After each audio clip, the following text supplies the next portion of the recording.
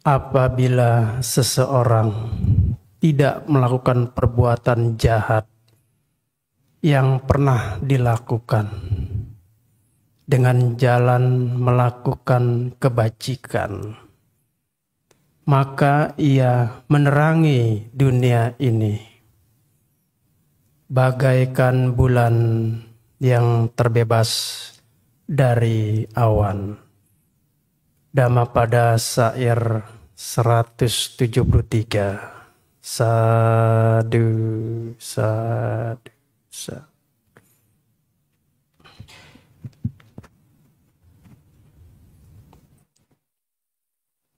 Yang saya hormati Ibu Bapak, saudara-saudara sedama yang berbahagia. Sebelumnya saya ucapkan apa kabar semuanya? Baik, ya cukup bagus ya. Hari ini Bante senang bisa kembali bertemu, berjumpa kembali pada hari ini. Ya, melihat ibu-ibu, bapak-bapaknya, wajahnya cukup ceria. Kalau di rumah cerewet, di sini ceria. Ya, semoga ibu bapak terus maju dalam dhamma dan selalu hidup bahagia ya. Nah, pada kesempatan dan kesempitan ini ya, karena sempit saya ini, saya akan menguraikan salah satu khotbah yang cukup sederhana ya, tidak terlalu sulit. Karena terlalu sulit kasihan ibu-ibunya datang kemari bukan ngerti malah pusing ya. Akhirnya minum Paramek. Maka dikasih yang sederhana ya. Namun walaupun uraian ini sangat sederhana, uraian ini sangat menarik. Tapi bukan berarti harus menarik-narik. Nah, untuk itu saya akan memberikan judulnya adalah 4 macam individu ya. Nah, kita termasuk individu yang mana? Nah, untuk menjawab pertanyaan ini, mari ikuti yang satu ini. Ya, oke. Nah, ibu bapak, saudara-saudara sedama yang berbahagia, di dalam kehidupan kita sehari-hari, tentu kita bisa melihat bahwa bagaimana perkembangan manusia dan manusia itu ternyata bermacam-macam modelnya. Ya. Jadi manusia itu tidak sama. Kita ukur dari wajahnya. Ya. Jadi kenapa manusia itu berbeda-beda? Ini dapat kita lihat sendiri dalam kehidupan sehari-hari. Pertama, bisa kita lihat dari wajahnya. Ya, ada orang yang berpenampilan cantik, bulu matanya lentik. Ya. Ada yang ganteng. Ada yang jelek, bahkan ada yang super jelek. Ada yang hitam manis, ada yang manisnya hilang, ada yang hitamnya hilang, manisnya ada. Ya, semuanya macam-macam. Ya. Dari segi kekayaan, ya, ada yang kaya raya, punya kebun raya, uangnya meraya-raya. Ya. Ada yang konglomerat, ada yang melarat. Ya. Ada yang susah, ada yang nyusahin, ya. Jadi semua manusia itu beda-beda, ya. Kenapa terjadi perbedaan ini? Maka banyak timbul pertanyaan dan jawaban yang juga berbeda-beda. Bahkan di dalam kitab suci Buddha pun menjelaskan ini, ya. Nah, ini dikisahkan dalam kitab suci. Ada sesosok Mahabrahma. Ya. Mahabrahma ini mengaku-ngaku dirinya bisa menciptakan manusia. Dan juga bisa menciptakan alam semesta. Logikanya main aja ya. Kalau memangnya benar ada sesosok Mahabrahma ini bisa menciptakan manusia, kenapa manusia ini sekarang pada ribut, tinggalnya di gang ribut, banyak angin ribut, ya. Suka pada berantem, suka berperang, ya, suka menjelek-jelekan teman, udah tahu temannya jelek, ya. Suka bikin masalah, bikin onar. Perang sana, perang sini, pukul sana, pukul sini. Kok diciptakan seperti itu? Belum lagi katanya si Maha Brahma ini bisa menjebloskan manusia ke dalam neraka. Ya, ke dalam neraka. Katanya bisa menciptakan manusia, tapi bisa menjebloskan manusia ke dalam neraka. Di mana letak cinta kasih si Maha Brahma itu? Kalau kita membaca di dalam 31 alam kehidupan, mungkin ibu bapak saya yakin sudah pernah membaca. Saya yakin sudah pernah membaca semua. Tapi saya yakin juga sudah pada lupa semua. Tapi nggak apa-apa, ya. Di dalam 31 alam kehidupan, Maha Brahma itu penghuni alam Brahma. Itu ada di tingkat jana 1. Ya, kalau nggak percaya nanti bisa buktikan setelah yang 1 ini. Ya, bisa dicek and recheck ya di sutanya itu ya. Dia penghuni alam Brahma. Kita tahu bersama bahwa Maha Brahma itu sepanjang hidupnya dia mempraktekkan 4 Brahma Wihara. 4 Brahma Wihara itu apa saja? Saya yakin ibu-ibu juga udah pada ingat semua. Saya yakin, tapi lupa juga, ada yang lupa ya. Yang lupa sih nggak banyak, cuma 200. Sama aja ya. Ya, 4 Maha Brahma itu apa saja? 4 Brahma Wihara itu saja. Yang pertama adalah meta. Yang kedua karuna. Ketiga mudita. Dan yang keempat adalah UPK. Ya, 4 ini harus saya jelaskan semua supaya bisa tahu. Tapi singkat saja ya. Karena waktu kita sangat singkat. Yang pertama meta. Apa itu meta? Meta itu adalah cinta kasih universal. Tidak membeda-bedakan laki perempuan, si A, si B, suku, ras, apa. Tidak beda-bedakan. Dengan harapan agar semua makhluk. Jadi bukan hanya manusia saja. Semua makhluk. Ya, termasuk makhluk-makhluk halus itu ya. Semuanya makhluk itu semoga berbahagia. Ini meta. Tapi kalau orang pacaran bukan meta. Itu cinta beneran. Ya. Karena dia cuma cintanya sama pasangannya saja. Yang lain sebodoh amat. Kan begitu ya. Tapi kalau meta itu cinta kasih universal. Semua makhluk agar berbahagia. Itu meta ya. Kemudian karuna ya. Karuna itu artinya belas kasihan.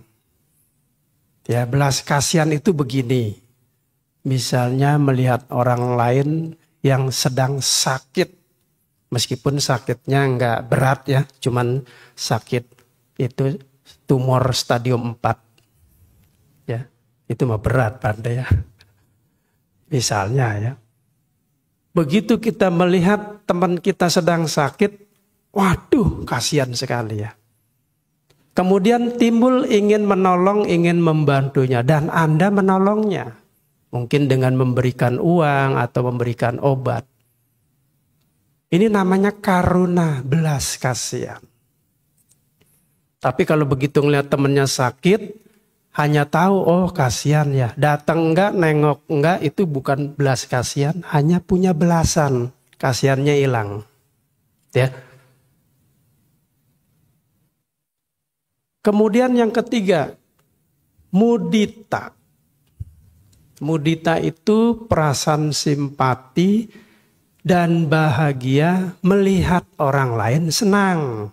Misalnya, ini kasih contoh yang gampang-gampang ya. Kalau yang sulit repot. Misalnya temannya tadinya punya Oplet, sekarang sudah punya Alphard. Ya. Jadi senang dia. Teman saya tadinya punya mobilnya jelek, sekarang kok mobilnya Alphard. Wah, betapa bahagianya saya. Meskipun sebagai teman. Harus seperti itu. Tapi kebanyakan orang-orang sekarang beda. Ngelihat temannya tadinya miskin, dia bahagia. Begitu temannya kaya raya, dia malah bukannya senang, malah senep. Ya. Alias apa? Iri. Ya. Jadi kita nggak boleh iri. Ya. Tetapi harus bahagia melihat orang lain senang. Itu namanya mudita, perasaan simpati dan bahagia bila melihat orang lain senang. Ya. Kemudian yang keempat, UPK. Ini dikasih contoh yang sangat gampang sekali. Kalau nggak tahu ya keterlaluan sekali. Ini contohnya gampang sekali ya. UPK itu keseimbangan batin. Keseimbangan batin yang bagaimana? Apakah kalau jalan tuh seimbang terus nggak jatuh? Bukan, itu main sirkus, beda ya. Keseimbangan batin itu adalah ketika misalnya ada seorang ibu yang sangat jelek, ya, lalu dijelekin, ya, apa nggak habis nih, ya, Bu, ibu kok jelek amat, ya, hidungnya ngelepot, ya. Rambutnya juga acak-acakan. Emang udah berapa lama nggak keramas ini? Kok jelek amat? Kemudian dia nggak marah. Walaupun dia dikatain jelek, dia nggak marah. Dia biasa-biasa aja. Ya. Kemudian yang kedua, ada seorang ibu yang dipuji oleh temannya. Bu, ibu kok cantik sekali. Padahal usianya itu 50 tahun. Ini pes mukanya kayak Sweet 17. Apabila duduk sama anak SMA itu sama kelihatannya. Luar biasa. Apa sih resepnya? Dipuji-puji seperti itu ini misalnya ya. Tapi ibu ini biasa aja. Dia tidak melengking sampai ke atas langit, tidak. Apalagi sampai menawarkan, aduh kamu pulang nanti lewat mana? Yuk ikut tante yuk. Sekalian saya mau traktir di hotel bintang 5, kita makan-makan sama-sama. Tidak seperti itu. Ya. Artinya ketika dipuji, dia tidak senang sekali. Tidak, biasa aja. Ketika dijatuhkan, dia tidak marah. Ini namanya UPK. Nah, jadi si Mahabrahma ini punya mempraktekkan meta, karuna, mudita, dan UPK. Nah, kalau dia menjebloskan orang ke neraka, di mana cinta kasihnya? Kemudian dia juga mengaku bisa menciptakan alam semesta. Tapi faktanya di lapangan, coba kita lihat. Banyak bencana alam, gunung meletus, ya. Kalau bisul meletus nggak apa-apa. Nah, ini alam meletus loh, gunung meletus. Ya. Banjir, tanah longsor, tsunami, dan banyak sekali kejadian-kejadian alam yang membuat manusia itu porak-poranda. Di mana cinta kasihnya coba?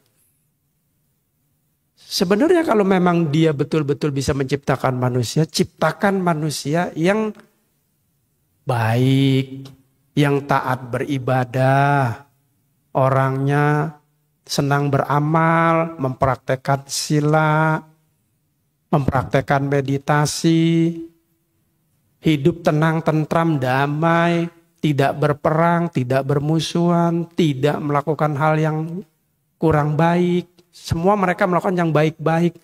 Maka hidup ini akan tenang, tentram, damai. Kalau bisa menciptakannya. Kemudian umur manusia kasih yang panjang. Jangan 100 tahun. Masih kurang. Berapa? 1 triliun biar pada bosan di dunia. Kan begitu. Kalau bisa menciptakan manusia. Nah setelah hidup tenang, tentram, damai dan bahagia di alam manusia, begitu mati nanti manusia ini pada jitbox semua. Ajak ke sorga. Nanti di sorga kasih umur yang panjang. Berapa? 1.000 triliun. Menurut perhitungan alam sorga. Ya.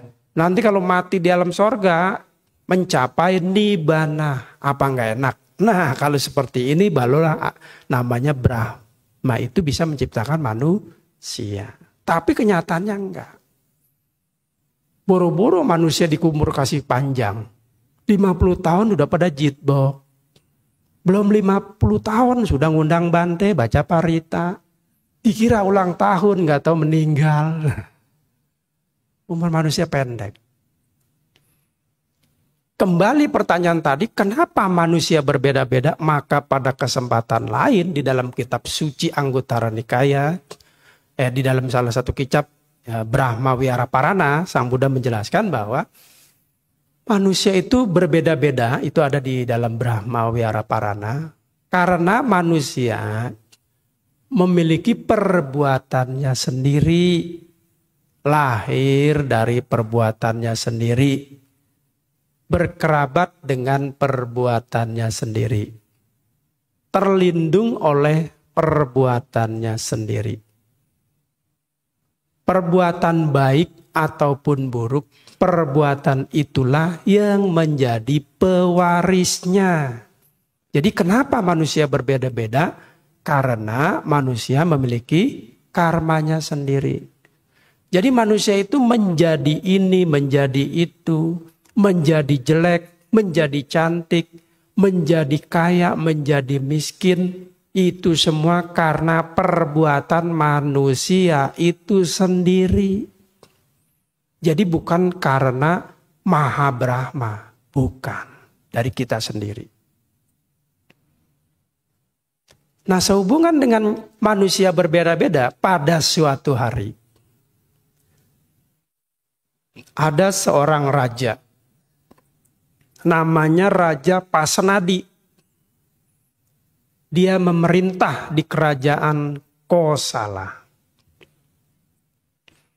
Ketika bertemu dengan Buddha, Sang Buddha mengatakan, "Wahai Maharaja, wahai Maharaja, ada 4 individu yang nyata-nyatanya masih eksis di dunia ini. Apakah 4 individu ini?" Ya nanti kita bisa menjawab. Kita termasuk individu yang mana? Bagi Bapak Ibu yang bisa menjawab, akan saya traktir makan, minum, dan gratis. Kalau bisa menjawab. Tentu setelah Bante makan siang. Ya. Bu, udah makan siang, silakan makan. Maksudnya ditraktir seperti itu ya. Oke.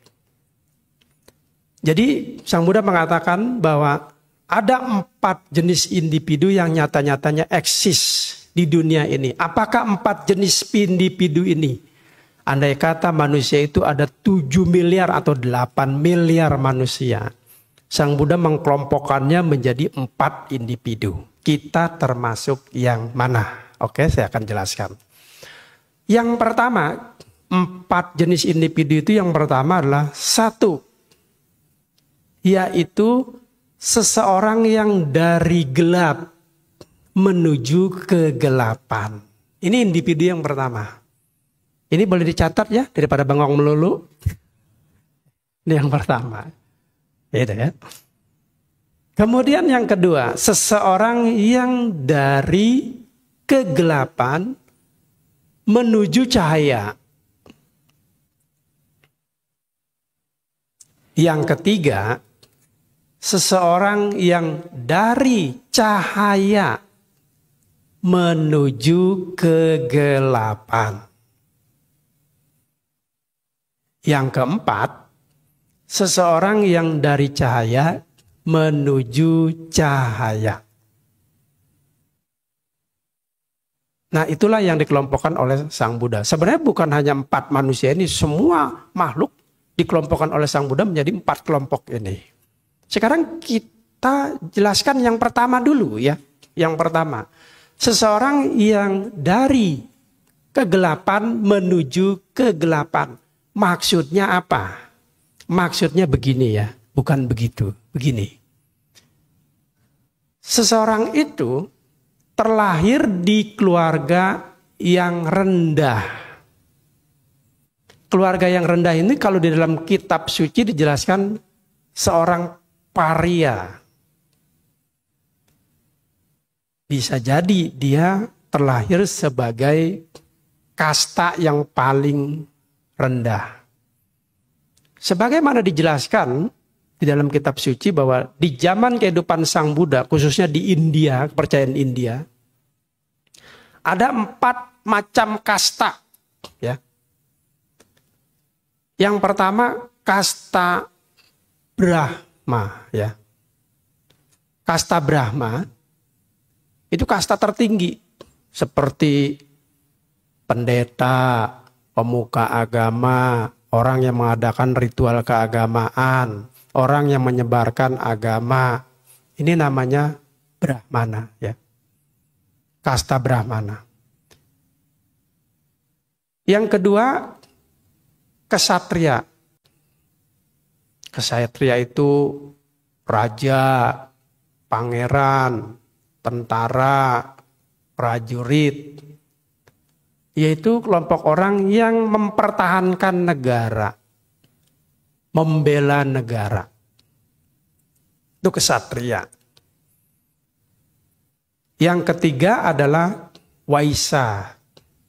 Waisa itu kelompok pedagang. Dan yang keempat ini paling rendah, yaitu sudra. Sudra itu contohnya pelayan, pembantu, pesuruh, semua serba semua ya. Pesuruh, pembantu, pelayan, atau orang yang suka melayani. Itu namanya sudra. Ini paling rendah nih. Tadi dikatakan paria. Paria itu yang di luar dari 4 kasta ini. Sudah di luar dari, enggak termasuk dalam 4 kasta ini. Berarti ibarat jabatan lebih hina lagi, lebih rendah lagi. Itu paria. Yang dikatakan di dalam kitab suci bahwa paria itu adalah manusia buangan.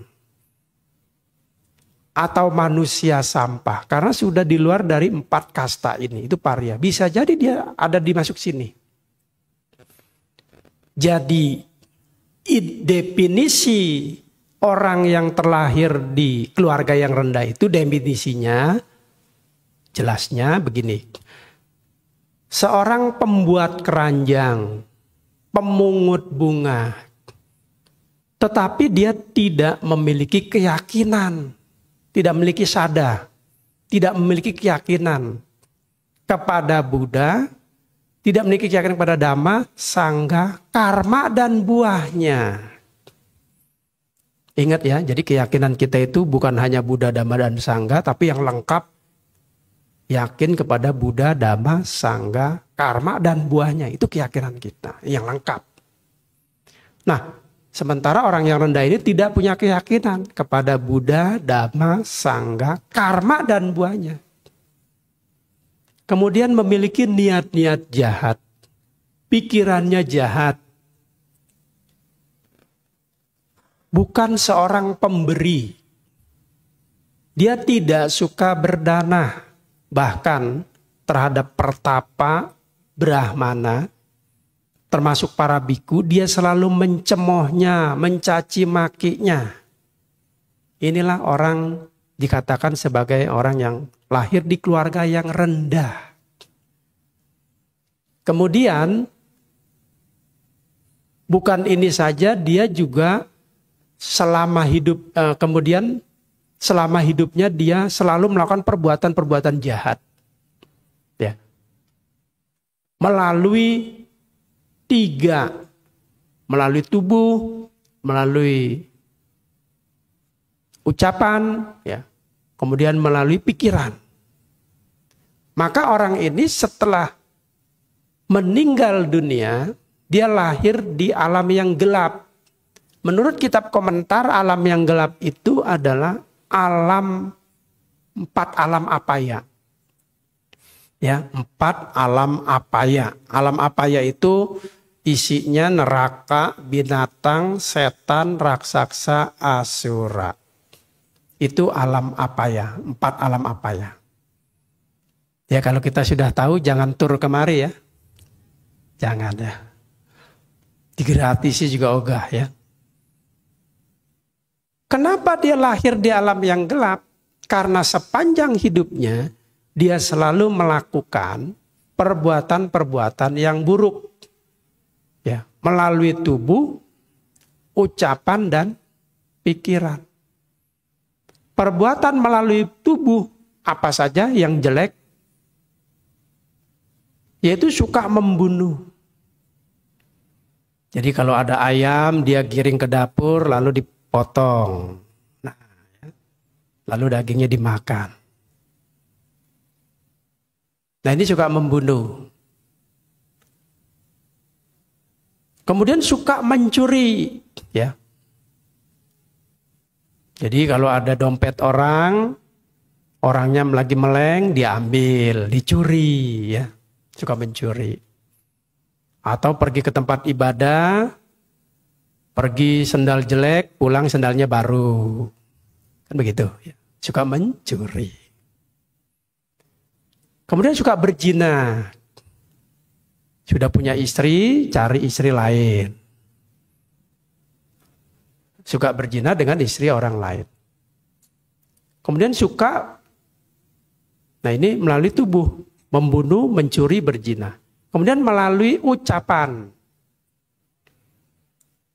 Melalui ucapan itu ada 4. Suka bohong, suka berdusta, berbicara kasar, suka memfitnah, mengadu domba.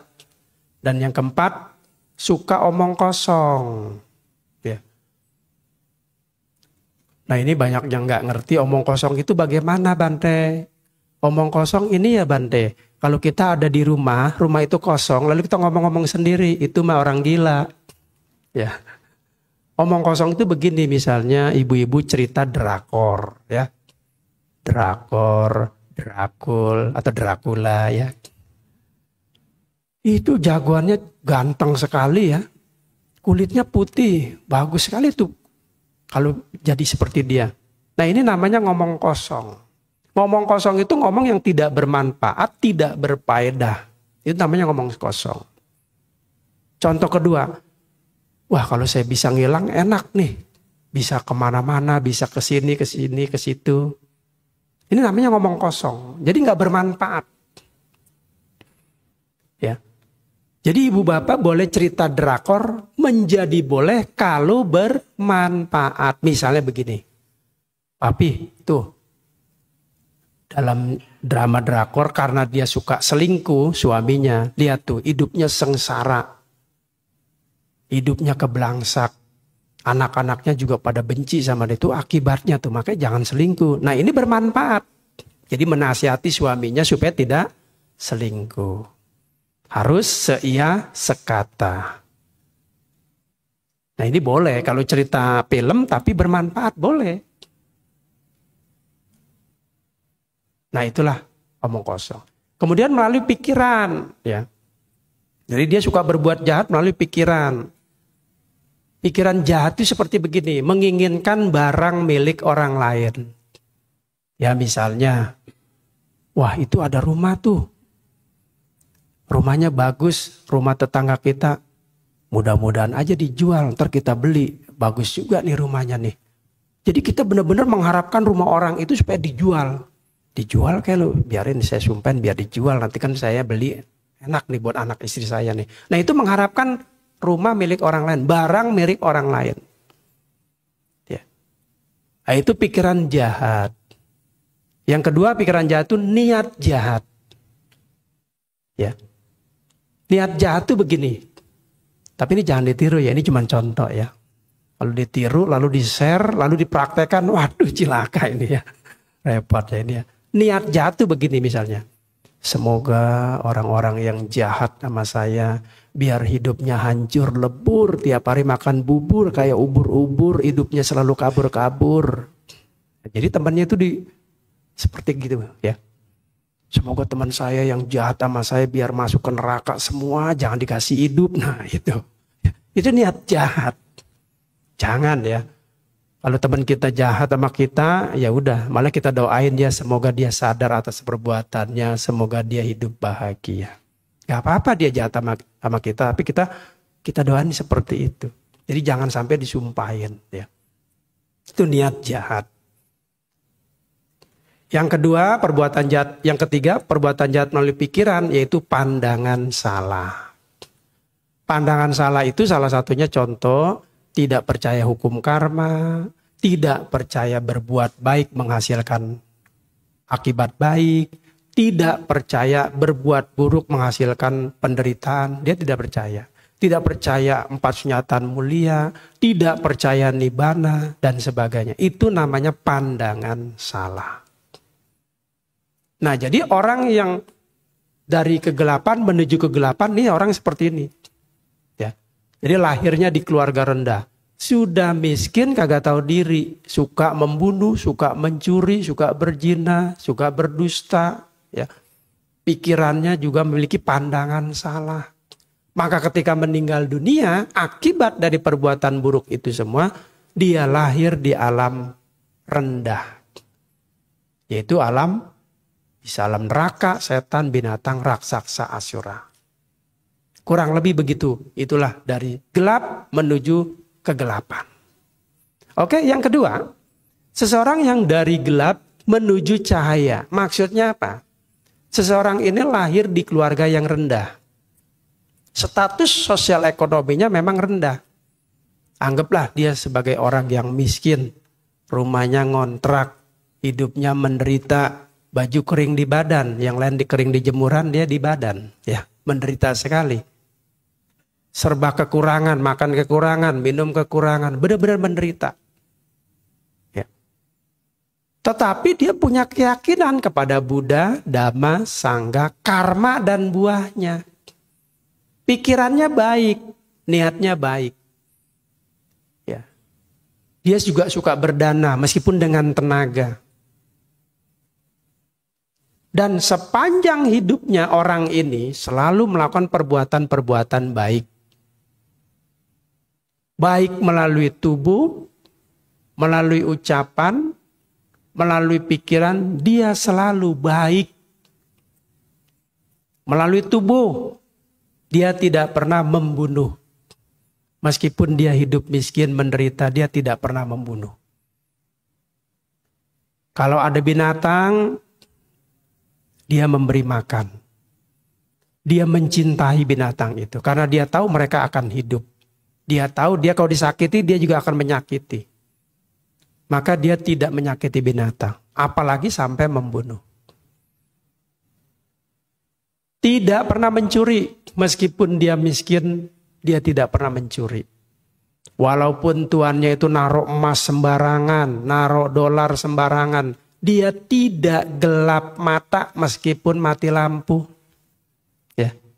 Tidak gelap mata. Tidak mau mencuri, maksudnya begitu. Kadang-kadang kan orang kalau, wah saya ini miskin, dolar banyak nih. Ya. Sikat juga nih, kemudian nggak ada nih. Biasanya begitu, tapi kalau dia enggak. Meskipun nyonyanya pergi ke luar negeri, dia tidak mau mencuri. Karena itu bukan uang saya. Meskipun melihat emas, dia tidak hilap. Dia orangnya jujur baik. Ya, tidak pernah membunuh, tidak pernah mencuri, tidak pernah berzina. Jadi meskipun dia orang miskin, dia tidak pernah berzina. Kemudian melalui ucapan.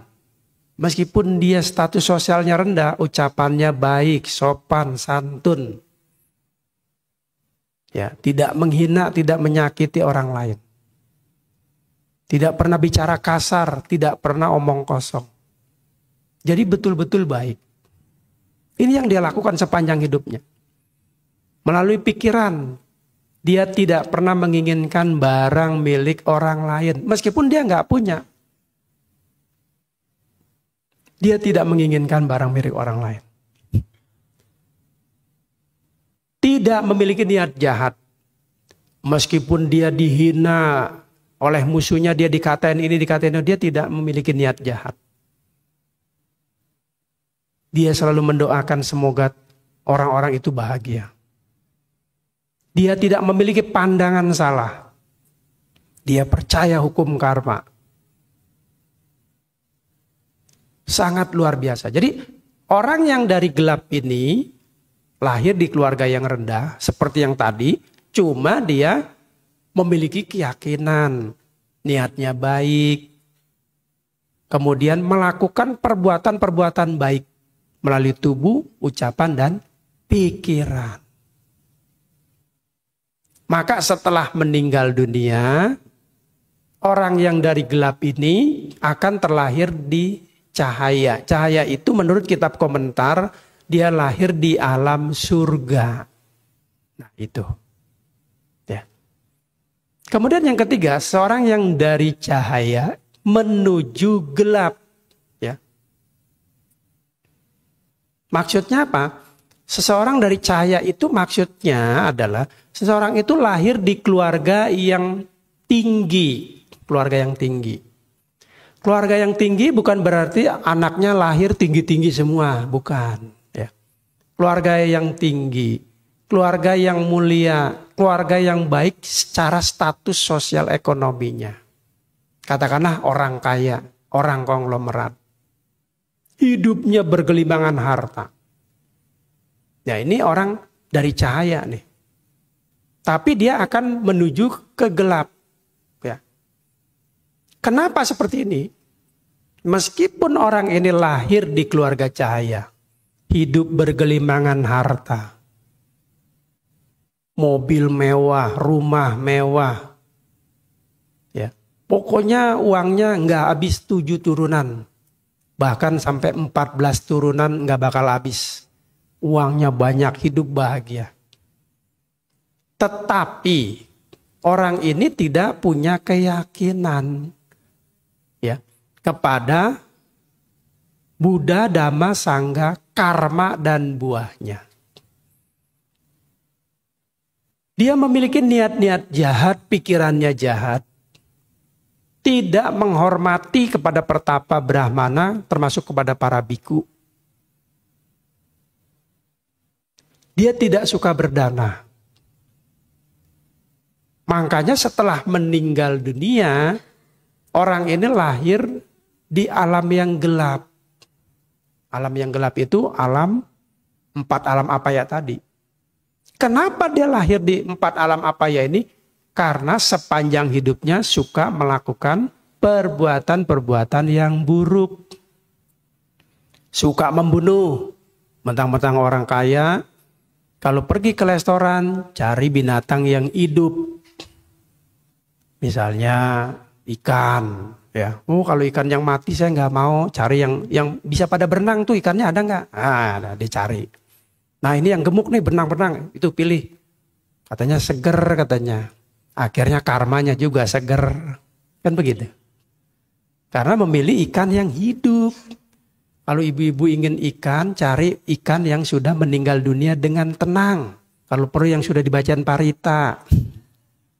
Ya. Kalau kepengen ayam juga sama. Cari ayam yang sudah meninggal. Cek dulu masih hidup nggak. Coba pegang meknya. Jantungnya ya. Oh ternyata nih ayam udah mati nih ya. Boleh dibeli, boleh dimakan. Kita nggak kena karma, nggak usah takut. Ya. Itu urusannya dia sama si abang, bukan sama kita. Ya. Tapi jangan pesen, oh kata Bante katanya kalau begitu nggak kena karma. Udahlah kalau begitu besok saya pesen. Pak saya pesen berapa? Udah 100 ekor dah. Tolong potong ya, karena kalau saya katanya kalau sama Bante nggak boleh, kamu aja yang motong ya. Berapa tuh? Cincai lah sama saya ya. Akhirnya si abang disuruh motong 100 ekor. Dengan tujuan tidak kena karma. Ini mah sama aja. Ya. Masuk mulut macan, keluar mulut buaya. Pinter sendiri. Mbak, tolong potongin ayam tuh. Kalau nyonya nggak boleh, kata Bante, katanya bisa masuk neraka. Kamu aja deh ya, biar kamu yang masuk. Saya kan enggak. Pinter itu namanya ya. Ya jangan begitu deh ya. Ya kalau mau ya kita pergi ke pasar, memang ayamnya sudah mati. Setelah udah dicek and recheck berdasarkan cek, oh udah mati nih, ya udah beli. Itu enggak kena. Kalau nggak percaya tanya masih ayam, enggak katanya. Ya. Jadi ibu-ibu nggak usah takut makan daging ayam kalau memang dia sudah meninggal. Tapi kalau masih hidup ya jangan ya. Apalagi dipesen, apalagi sampai dipanjerin. Nanti kalau udah gede tolongnya yang ini nih yang gede nih. Sama aja itu. Nggak ngerti umatnya ini ya. Jadi dia suka membunuh, suka mencuri ya. Padahal dia lahir di alam cahaya. Harusnya berbuat baik. Ini malah mencuri. Apa ada Bante orang kaya mencuri? Ada loh. Yaitu korupsi. Udah gajinya 1 M masih kurang juga. Ya. Jadi korupsi akhirnya menimbulkan kerugian. Ya. Jadi suka korupsi. Membunuh, mencuri, suka berzina melalui tubuh. Dia suka berzina. Mentang-mentang orang kaya. Istrinya cantik, bulu matanya lentik, rambutnya kayak ombak laut. Ya. Kurang bagaimana tuh istri. Tapi dia masih kurang. Cari perempuan lain. Kalau ditanya sama istrinya, kemana papi kok pulangnya malam terus rapat. Nggak tahu malah rapat sama perempuan lain. Ya. Jadi dia cari perempuan lain. Jadi pasangannya banyak. Ya. Jadi wanita simpenannya banyak. Kadang wanita simpenannya disimpan di lemari. Kadang di mana di toko. Ya. Udah kayak pakaian aja. Ya. Harusnya kita nggak boleh begitu.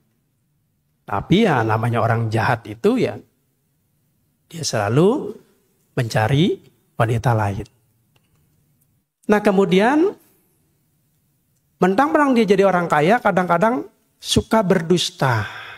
Istrinya sering dikibulin sampai kepalanya ngebul ya karena sering dikibulin dia. Suka berbicara kasar dengan pembantunya dia bicara kasar. Ya orang dicuci maki habis-habisan. Kalau pakaian dicuci bagus. Kalau orang dicuci itu nggak bagus ya. Sakit hati ya. Suka memfitnah, suka omong kosong. Nah, kemudian dia juga memiliki niat-niat yang jahat. Ya kalau melihat tanah orang, mentang-mentang duitnya banyak, ini tanah bagus juga nih buat bisnis nih. Terus orang itu orang miskin punya tanah. Mulai itu diganggu tanah orang. Wah boleh juga nih tanah. Udah beresin aja tuh orang itu. Kalau dia nggak mau jual udah. Saya panggilin ini panggilin itu. Jadi menginginkan barang milik orang lain. Tanah milik orang lain. Wah ini nggak boleh. Itu bahaya sekali itu. Bisa berbuah saat ini juga itu ya. Jadi kalau mentang-mentang orang kaya. Seperti begitu, menyerakai tanah orang lain supaya dijual murah buat dirinya, buat bisnis, ini bahaya. Itu banyak terjadi ya. Saya nggak ceritakan karena bisa midnight malam ini. Kalau saya ceritakan ya, karena waktunya kita nggak ada terbatas ya. Nah selanjutnya dia juga memiliki niat jahat ya. Tadi menginginkan barang milik orang lain, dia memiliki niat yang jahat. Jadi kalau dia marah sama orang lain itu ya disumpahin. Kemudian memiliki pandangan salah.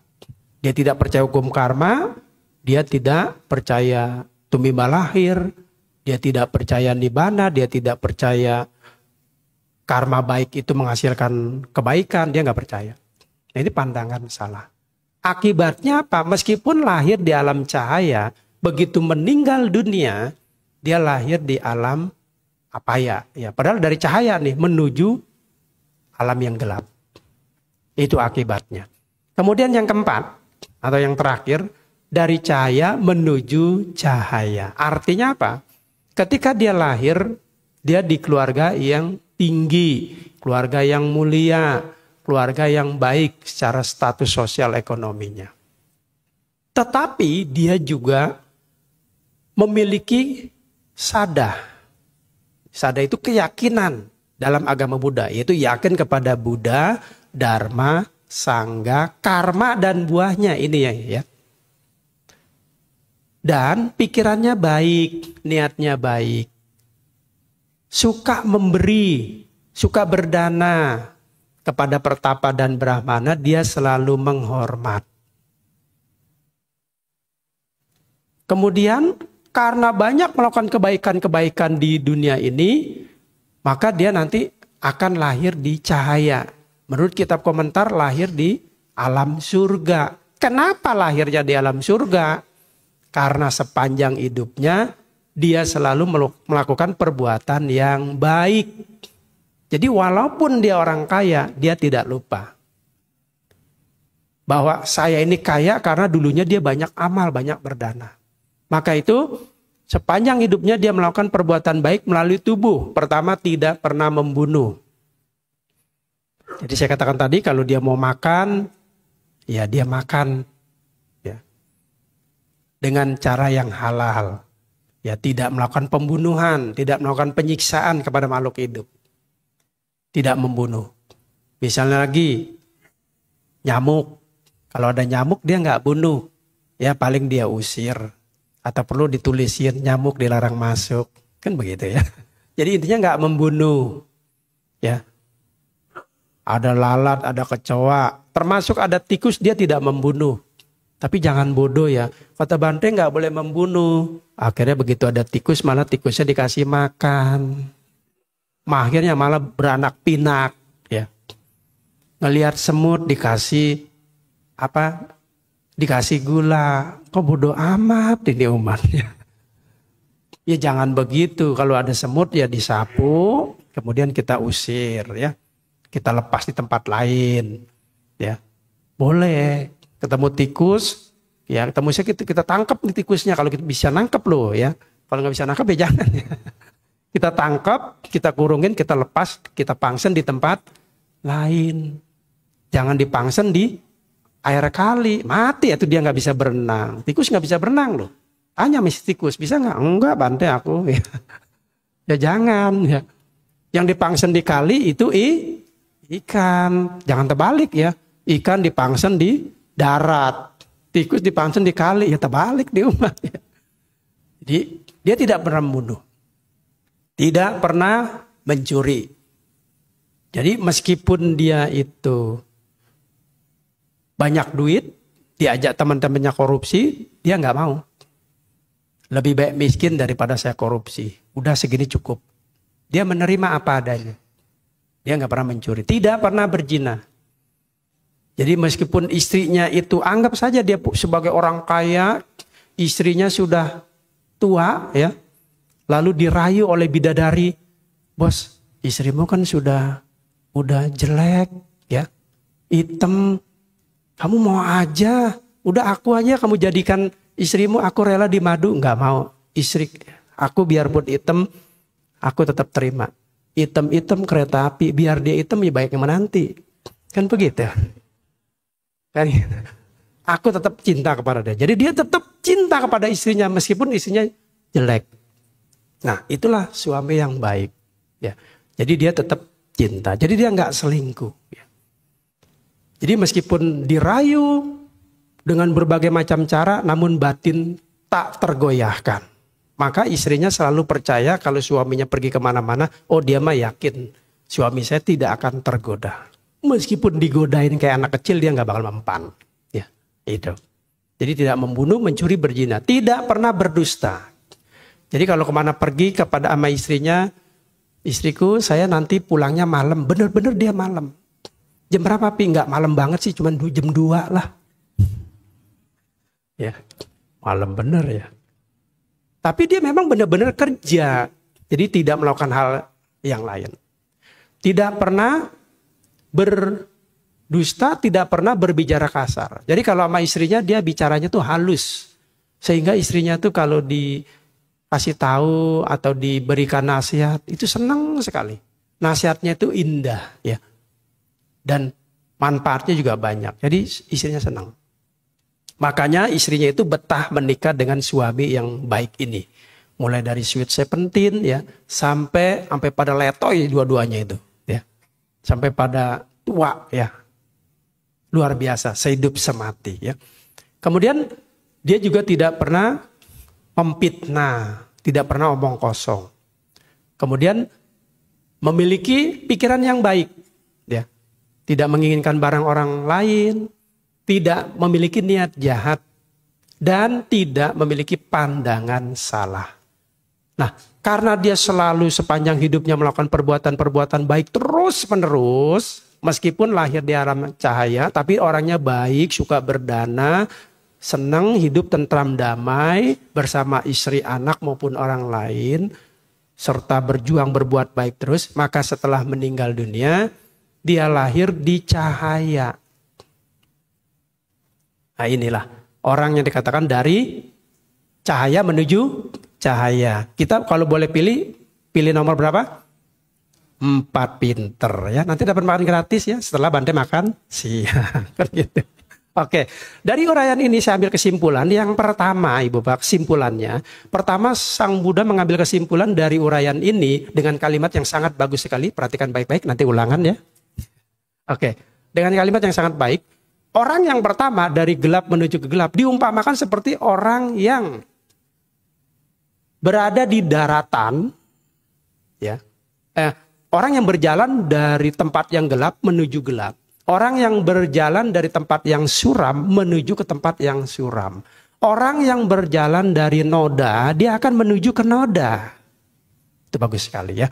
Kemudian yang kedua, perumpamaannya atau ilustrasinya, orang yang dari gelap menuju terang diumpamakan orang yang naik pangkat. Yaitu, Sang Buddha mengumpamakan orang yang dari daratan naik ke tandu. Dari tandu dia naik ke punggung kuda. Dari punggung kuda naik ke punggung gajah. Dari punggung gajah naik ke istana yang tinggi. Itu dari gelap menuju cahaya. Oke. Kemudian yang ketiga diilustrasikan bahwa orang yang dari cahaya menuju kegelapan, ya, artinya adalah orang yang turun pangkat. Ya, di mana orang ini ada di istana yang tinggi, tapi turun ke punggung gajah. Dari punggung gajah turun ke punggung kuda. Punggung kuda turun ke tandu. Dari tandu turun ke daratan. Matilah kau. Ya. Turun derajatnya tuh. Dan orang yang keempat diumpamakan orang yang dari tandu ke tandu. Dari kuda ke kuda, gajah ke gajah. Istana ke istana. Artinya enggak turun pangkat. Bahkan bisa naik pangkat. Itu orang yang keempat. Nah sekarang kesimpulannya ada dua. Yang pertama, kalau andai kata kita lahir sebagai orang yang dari kegelapan, jangan putus asa. Apalagi sampai putus beneran. Ya, jangan. Misalnya, aduh Bante, saya ini lahir di keluarga yang rendah, anak banyak, utang juga banyak. Kalau tahu hidup begini, udahlah saya mau ke Bontekpe aja lah. Minta dibacain parita misalnya ya. Jadi putus asa dia. Mungkin gantung diri, mungkin ingin meninggal. Nggak menerima kenyataan hidup ini karena lahir di alam yang rendah. Jangan putus asa. Kita berjuang terus. Secara ekonomi ya. Coba kita cek. Kalau kita ini miskin, selama kita berjuang ya, nanti kita bisa jadi orang yang sederhana. Dari orang yang sederhana, kita cari duit, coba kita jujur, kita bekerja mati-matian. Yang penting saya jangan mati beneran ya. Nanti kita jadi orang menengah. Dari orang menengah kita terus berjuang, jual ini, jual itu dengan yang halal, jadi orang kaya.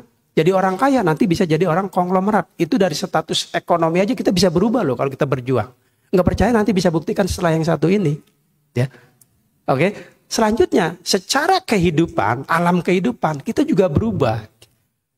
Walaupun kita lahir dari keluarga yang rendah, Kalau kita berbuat baik terus, nanti kalau kita meninggal dunia, kita nggak mungkin lahir di alam yang rendah. Bisa jadi alam manusia, tapi kaya raya. Bisa jadi alam dewa. Karena apa? Semua itu dari perbuatan baik kita yang kita lakukan.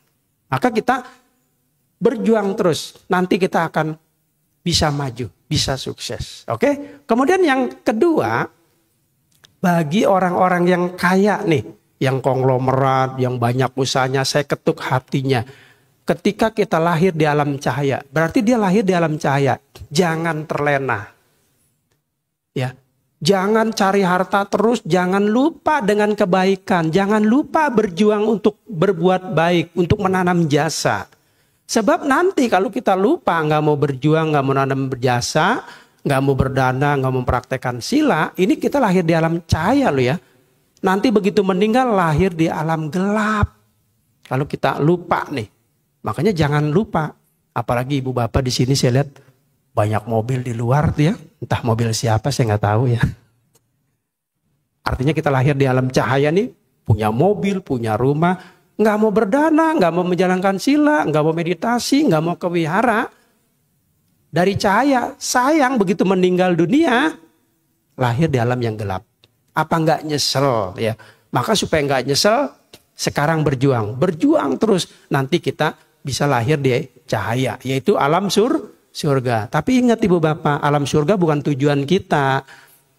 Cahaya yang sesungguhnya itu mencapai nibbana. Ya paling tidak walaupun nggak mencapai nibbana, kita bisa lahir di cahaya ini. Baik ibu bapak, demikian apa yang saya sampaikan. Semoga ibu bapak terus berjuang, maju dalam dhamma. Semoga kita bisa lahir di alam cahaya. Dan semoga akhirnya kita menuju nibbana. Sabe sata bawantu sugitata. Semoga semua makhluk hidup berbahagia.